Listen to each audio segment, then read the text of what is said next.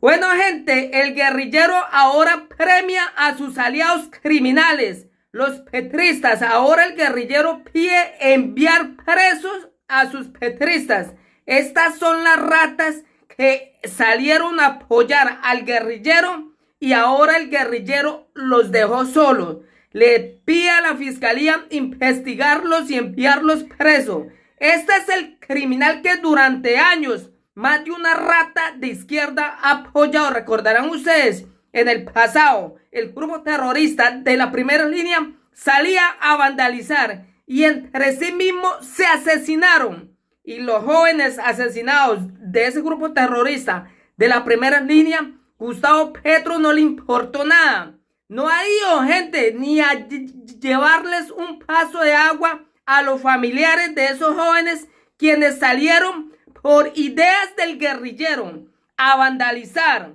Fueron asesinados por sus propios socios y porque estos criminales se creyeron que iban a tomarse el poder con violencia. Y el guerrillero ni Gustavo Bolívar, que son los jefes, los cabecillas de ese grupo terrorista, no han ido a llevarles un vaso de agua a las familias de estos jóvenes que murieron por ir a defender a un asesino criminal. Hoy sucede exactamente lo mismo. Salieron a defender a un asesino y Gustavo Petro hoy está pidiendo procesar a sus aliados, a sus petristas, a sus lagartos. Y más encima, gente, dice el guerrillero asesino que fue infiltrada a la marcha. Son los mismos socios y están los videos, las evidencias que son socios del guerrillero Gustavo Petro. Y la fiscalía debe procesarlos, enviar a estas ratas 40, 50 años presos por el secuestro masivo de magistrados. Deben de ir presos todos esos asesinos y criminales de izquierda comunista. Escuchen este explosivo audio donde el guerrillero deja solo a sus aliados, a sus petristas, a sus lagartos. Así paga el diablo a quien les sirve. Escuchen este explosivo audio. Petro denuncia infiltrados en marcha del Palacio de Justicia. Gobierno negó la convocatoria. Ante los disturbios y escenas lamentables que se vieron en las movilizaciones alrededor del Palacio de Justicia, hubo respuestas oficiales. Denuncia de Gustavo Petro por infiltraciones en manifestación en Palacio de Justicia. El pasado jueves 8 de febrero del 2024 se llevaron a cabo marchas, manifestaciones y muestras de apoyo de una parte de la ciudadanía al presidente de Colombia, Gustavo Petro Urrego, y a su gobierno, que empezó en agosto del 2022. Además, estos actos también se tomaron como modo de protesta y presión para que los magistrados de la Corte Suprema de Justicia nombraran pronto al próximo fiscal general de la Nación. Esto último se da por los constantes choques, intercambio de declaraciones y señalamientos entre el mandatario y el jefe del ente acusador, Francisco Barbosa. Y aunque esto inició desde el inicio de la llegada del mandatario al poder, recientemente hubo más enfrentamientos entre ellos, evidenciando la división política y social que hay en el país, que pone como rivales a la rama legislativa y judicial del poder colombiano, que también ha implicado que la rama ejecutiva tome partido de acuerdo a su filiación política. Pero recientemente se recuerdan los procesos legales que hay contra Nicolás Petro, hijo mayor del presidente, por lavado de dinero y enriquecimiento ilícito en el marco de su manejo de recursos para la campaña presidencial del 2022, las investigaciones por recursos que habría llevado a superar los topes de campaña que llegaron de FECODE, Federación Colombiana de Trabajadores de la Educación, y las acciones y sanción de los entes de control e investigación, las acciones del canciller Álvaro Leiva Durán por presuntas irregularidades con la licitación de los pasaportes. Gustavo Petro pidió apoyo en las calles por ruptura institucional para su salida. Por todo este escenario, el pasado 2 de febrero, Gustavo Petro se pronunció con un comunicado oficial, que también compartió en su cuenta de X antiguo, Twitter, dando respuesta a una cuenta fake de Francisco Barbosa.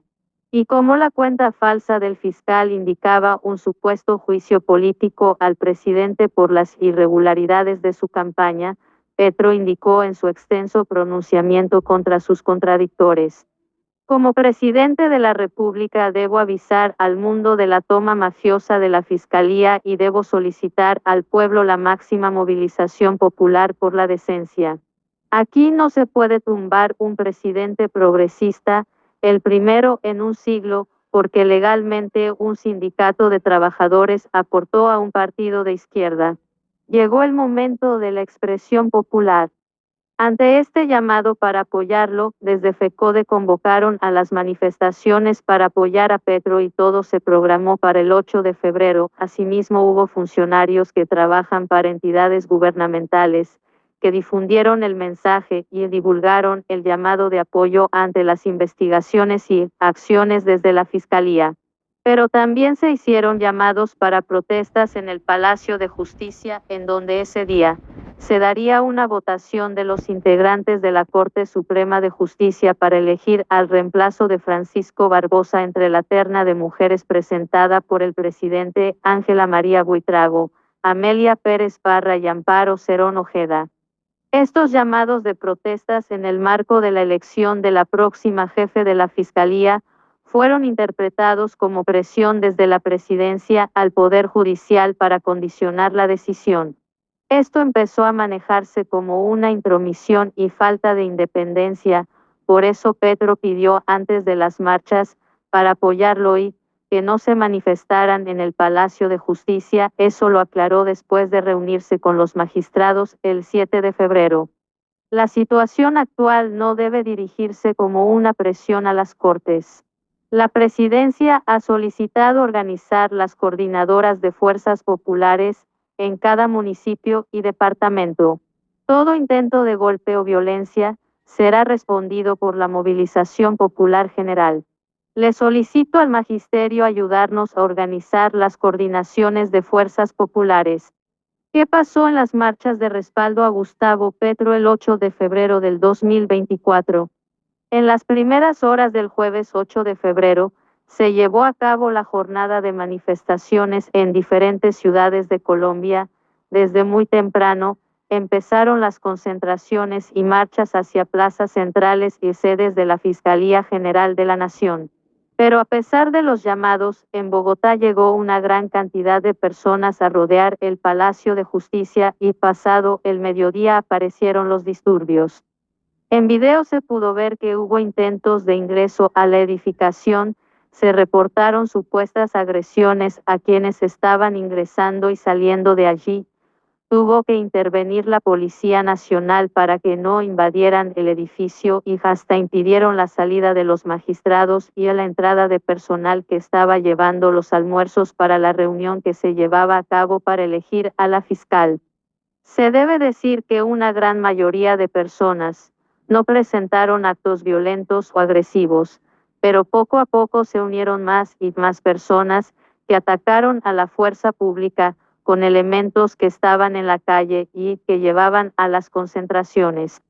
En las imágenes se ve que muchos de los participantes también se opusieron a estos actos en un principio, pero después hubo muchos más de los integrantes de la protesta que actuaron con violencia y ataques, por lo que el alcalde de Bogotá, Carlos Fernando Galán, y el mismo Gustavo Petro dieron orden a la policía de intervenir para establecer el orden y garantizar la seguridad de quienes estaban en el Palacio de Justicia. Gustavo Petro denunció inflación en manifestaciones en el Palacio de Justicia.